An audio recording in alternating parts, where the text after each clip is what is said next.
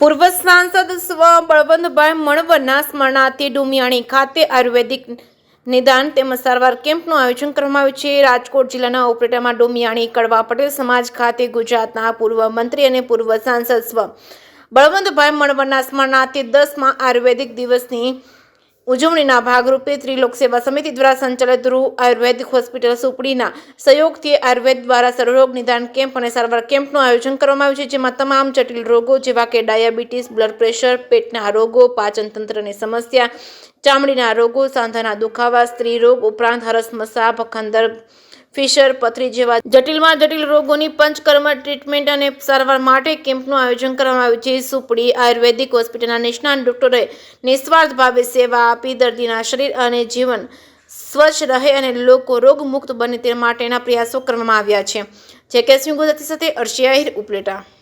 હું doctor Nasir Parmar, campus director, યુવા college of Ayurveda Supedi.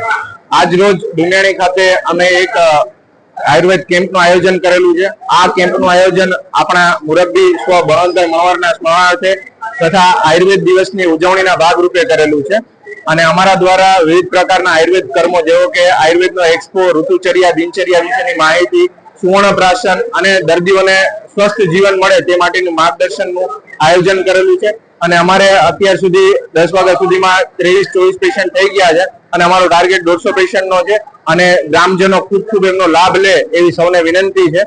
આજે આ કેમ્પની અંદર અમે ઉદ્ઘાટન કર્યું ત્યારે ઉદ્ઘાટન સમયે ગજેન્દ્રભાઈ, સંસ્થાના કેમ્પસ ડાયરેક્ટર ગોયલ સાહેબ આ બધા ઉપસ્થિત રહ્યા હતા અને આ સૌનો હું આભારી છું।